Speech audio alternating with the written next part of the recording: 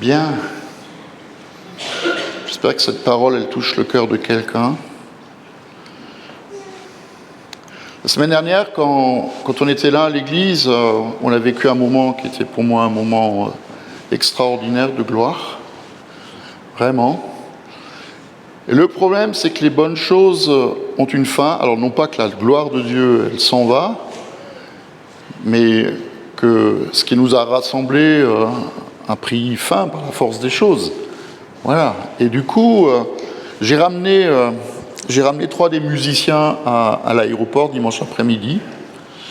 Et en cours de route, ils m'ont dit la chose suivante. C'est assez marrant, mais la dernière fois, on était là. Quand on est retourné à l'aéroport et que tu nous as conduits, il y avait un arc-en-ciel. Dans le ciel. Logique. Et là, il pleuvait. Et puis, un des 3, il a dit, je vais envoyer un SMS au Big Boss pour qu'il en donne un, qu'il en manifeste un. Et puis, quand on est arrivé sur Strasbourg, il n'y en avait pas que un, il y en avait 3. Comme quoi, envoyer des SMS au Big Boss, au grand patron, au roi des rois, au seigneur des seigneurs, ça a une certaine efficacité. Je ne sais pas si vous avez vu dans le journal, moi ça m'a frappé. Il y a eu des aurores boréales le soir. C'est quand même un truc de fou, mine de rien. Et pour moi, ce signe était assez extraordinaire que le Seigneur nous ait permis, au milieu de la pluie, que le soleil vienne briller et amène cet arc-en-ciel. Surtout que le texte du déluge et de la fin du déluge, on l'avait lu 15 jours avant. Et ça m'a juste rappelé la chose suivante.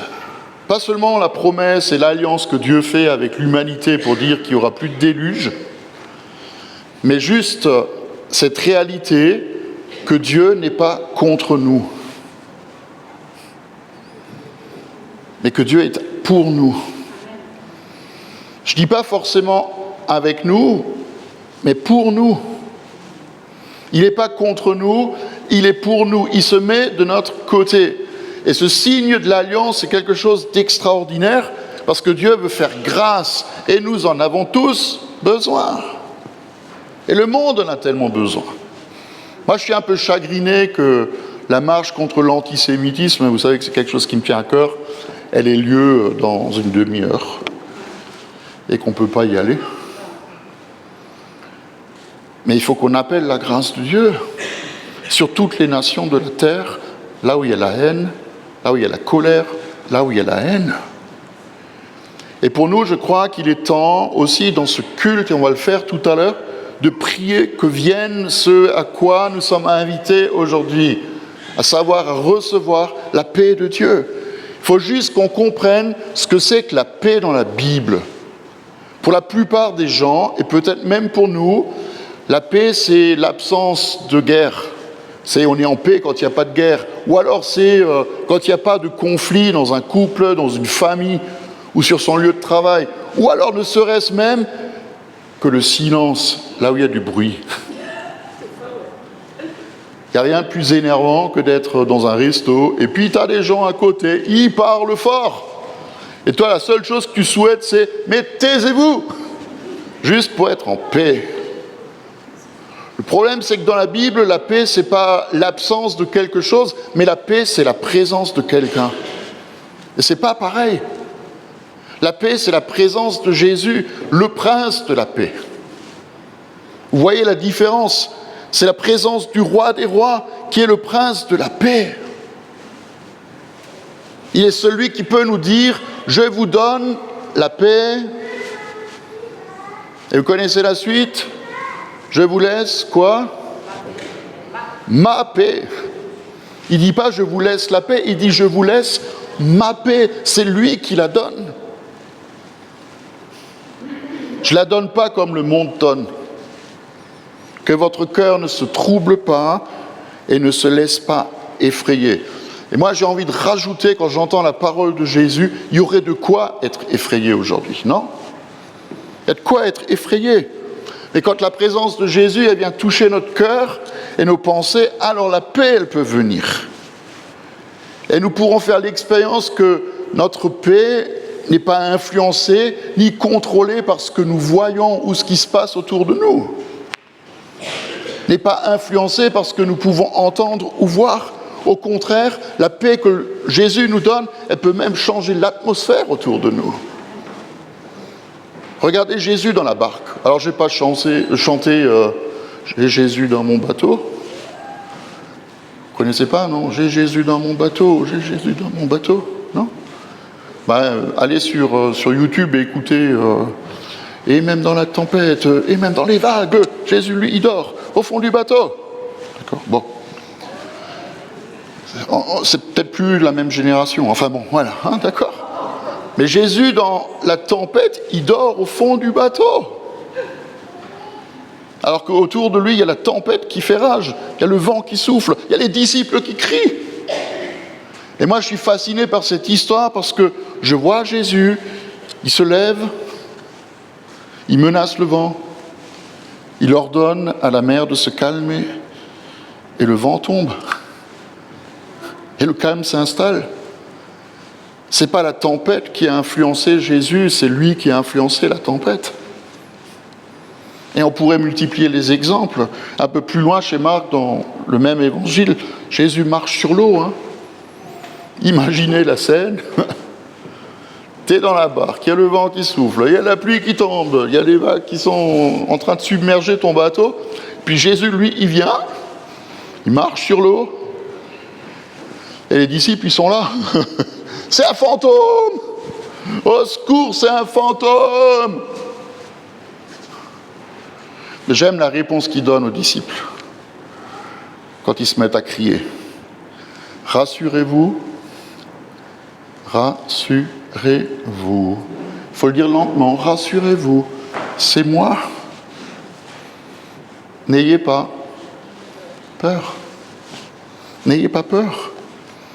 C'est lui le prince de la paix. Et je voudrais qu'on se prenne juste une minute maintenant. On va se lever et on va prier que la paix descende. Amen. Comme ça, vous n'allez pas dormir, parce qu'il fait chaud dans l'église. Mais que la paix, elle vienne, elle descende sur nous en cet instant. Et là où il y a des craintes, là où il y a des frayeurs, là où il y a des angoisses, que Jésus se lève maintenant et menace ces choses. Et que toi, le prince de la paix, tu viennes au milieu de nous et tu poses ta main sur nos vies. Et que tu nous donnes la paix que le monde ne peut pas nous donner. Tu nous donnes cette paix que même les autres personnes ne peuvent pas nous donner. Et que cette paix, elle descende dans nos cœurs, dans nos pensées. Que nous soyons paisibles. Que nous soyons simplement dans ce calme et dans ce repos que tu veux pour nous. Et que nous recevions de toi ce qui nous manque aujourd'hui. Et pour ceux qui ont du mal à dormir la nuit, que le Seigneur, il vous donne cette paisibilité, qu'il vous donne juste ce moment de calme dans la nuit où souvent les frayeurs viennent, les angoisses montent, et que la paix, elle descende. C'est lui le prince de la paix. La paix, ce n'est pas un concept, la paix, c'est une personne. Et elle s'appelle Jésus. Amen. Vous pouvez vous asseoir. Vous savez, le fait de recevoir la paix, ça va nous aider à accomplir notre mission sur la terre. Et je voudrais vous lire ce que Paul il écrit dans le texte qui nous est proposé dans la lettre aux Romains, au chapitre 8. J'estime que les souffrances du moment présent ne sont pas dignes d'être comparées à la gloire qui va être révélée pour nous. En réalité, la création, elle attend avec un ardent désir la révélation des fils de Dieu. En effet, la création a été soumise à l'inconsistance, non de son propre gré, mais à cause de celui qui l'y a soumise. Et toutefois, elle a l'espérance d'être elle aussi libérée de l'esclavage, pour prendre part à la glorieuse liberté des enfants de Dieu. Alors nous savons que jusqu'à maintenant, la création tout entière, elle soupire. Ça vous arrive de soupirer? Elle souffre les douleurs de l'enfantement. Et ce n'est pas seulement elle qui soupire, mais nous aussi, qui avons pourtant dans l'esprit un avant-goût de cet avenir. Nous aussi, nous soupirons en nous-mêmes en attendant la libération de notre corps. En effet, c'est en espérance que nous avons été sauvés. Or, l'espérance qu'on voit n'est plus de l'espérance, parce que ce qu'on voit, est-ce qu'on peut l'espérer encore? Et si nous espérons ce que nous ne voyons pas encore, nous l'attendons avec persévérance. Amen. J'ai envie de vous dire la chose suivante. Nous ne sommes pas que des êtres humains qui vivent sur la terre. Nous ne sommes pas seulement les citoyens d'un pays qui s'appelle la France, nous ne sommes même pas que des créatures que Dieu a créées. Mais nous sommes les fils et les filles de Dieu, dont la création qui gémit, qui espère, qui attend, qui soupire, attend la révélation. Elle attend que nous nous levions pour lui manifester qui nous sommes, mais surtout qui est notre Père. Et même si nous ne saurons jamais entièrement quel impact nous aurons eu par notre foi sur la terre avant qu'on soit au ciel, notre vie, elle a de l'importance et notre vie a de l'influence. Écoutez ce que je vous dis. Tout ce que nous faisons de bien au nom de Jésus est important. Tout ce que nous faisons de bien au nom de Jésus est important. Et là où nous contribuons à faire avancer le royaume de Dieu, ça a de l'influence autour de nous.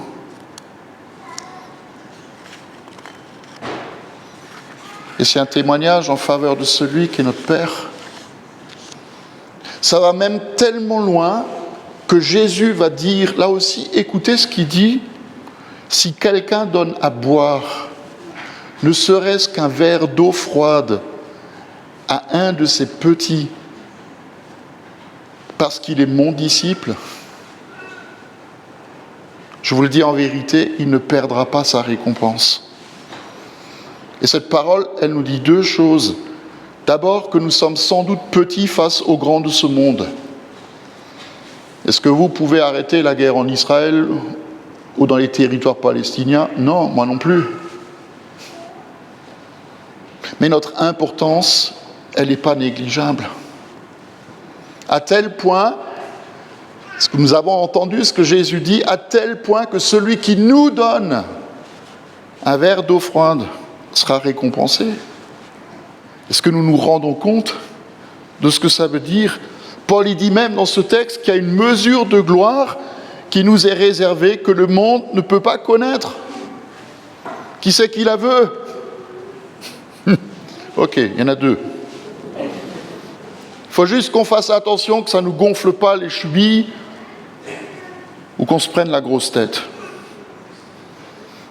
Au verset 29, Paul il écrit « Ceux qu'il a connus d'avance, il les a aussi prédestinés à devenir conformes à l'image de son Fils, afin que celui-ci soit le premier-né d'un grand nombre de frères et sœurs. Ceux qu'il a prédestinés, il les a aussi appelés. Ceux qu'il a appelés, il les a aussi déclarés justes. Et ceux qu'il a déclarés justes, il les a glorifiés. » Vous savez quel est le problème? C'est qu'on aime bien la fin. On aime la gloire. Il faut être honnête. On aime bien la gloire, on aimerait bien être glorifié, mais il faut qu'on rembobine le film pour revenir au début. Nous devons appartenir à Jésus. Et si Christ n'est pas en nous, alors quelque part nous sommes fichus. Et si Christ est en nous, et si nous lui avons confié notre vie, alors tout le reste doit suivre. Et en même temps, ça nous donne une responsabilité. Quand on regarde autour de nous, Jésus dit dans l'évangile de Jean que le diable, il est venu pour Faire quoi? Pour tuer, voler, détruire. Le diable vient pour tuer, voler, détruire. Et il suffit donc de voir le nombre de morts, le nombre de destructions, le mal dans le monde, pour voir qu'il a de l'influence. Mais Jésus, lui, il est venu pour donner la vie, et la vie en abondance. Et ce faisant, il détruit les œuvres du diable. Et il l'a montré en guérissant les malades, en délivrant les captifs, en redonnant leur dignité à des hommes et des femmes qu'il avait perdus, en prêchant le royaume de Dieu qui est au milieu de nous. Qui n'est pas ici ou là-bas, mais il est au milieu de nous. En donnant sa vie sur la croix pour que le péché n'ait plus une influence sur notre vie, en ressuscitant des morts, pour nous ouvrir le chemin de la vie et faire de nous, par le Saint-Esprit, ses porte-paroles, ses ambassadeurs et des artisans de paix. C'est tout le résumé de l'Évangile. C'est le cœur de notre mission. C'est ça que le monde attend. La délivrance et la vraie paix. Et c'est à nous de l'annoncer par nos paroles et le démontrer par nos actes et nos attitudes. Je ne vais pas vous mentir, Jésus ne le fait pas. Il y aura des combats, il y a des épreuves, il y a des difficultés. Nous ne sommes pas en dehors du monde, hein, d'accord ? Nous ne sommes pas en dehors du monde. Nous faisons encore partie de cette création qui soupire. Et si le Seigneur fait pleuvoir sur les bons et sur les méchants, ça veut dire qu'à un moment ou à un autre, nous serons mouillés.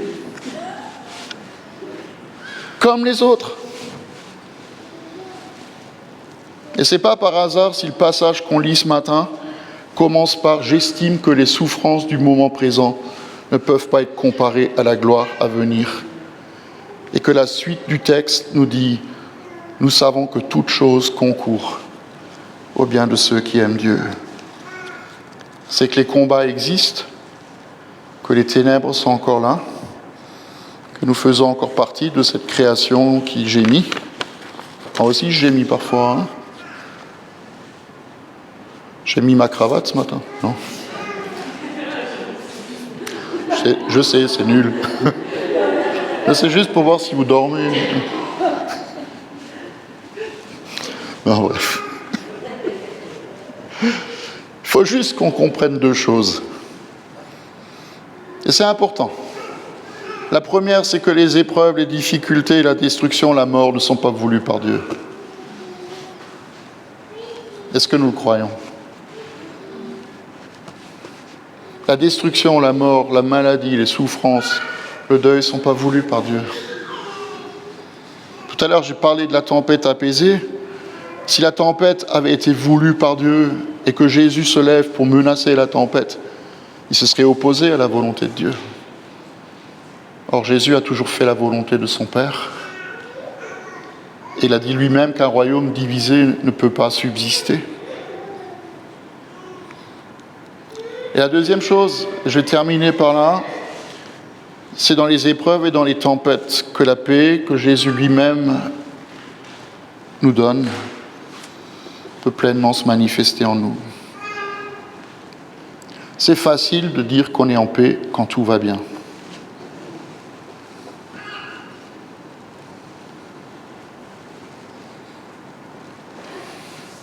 Mais c'est peut-être plus difficile de le dire et de le vivre quand quelque chose va de travers. Et en même temps, c'est possible, à cause de celui qui vit en nous. Regardez Paul et Silas en prison. Au lieu de se plaindre et de pleurer, ils vont prier et chanter. Et les autres prisonniers, c'est ça qui est extraordinaire, ils les écoutent. Et quand le tremblement de terre vient ouvrir les portes de la prison, il n'y en a aucun qui s'enfuit. Même les autres qui ne connaissaient pas Jésus, il n'y en a aucun qui s'enfuit. Parce que leur paix, elle avait un tel impact sur la vie de ces prisonniers qu'il n'y en a aucun qui est parti. Je répète ce que j'ai dit tout à l'heure. La paix, ce n'est pas l'absence de quelque chose, mais c'est la présence de quelqu'un. Si Christ vit en nous, qui sera contre nous? Et je ne vais pas vous faire l'injure de terminer ce message en vous rappelant ce que Paul dit à la fin du chapitre 8. Dans toutes ces choses, nous sommes plus que vainqueurs par celui qui nous a aimés. En effet, j'ai l'assurance que ni la mort, ni la vie, les anges, ni les dominations, ni le présent, ni l'avenir, ni les puissances, ni la hauteur, ni la profondeur, ni aucune autre créature ne pourra nous séparer de l'amour de Dieu qui s'est manifesté en Jésus-Christ, notre Seigneur. Amen.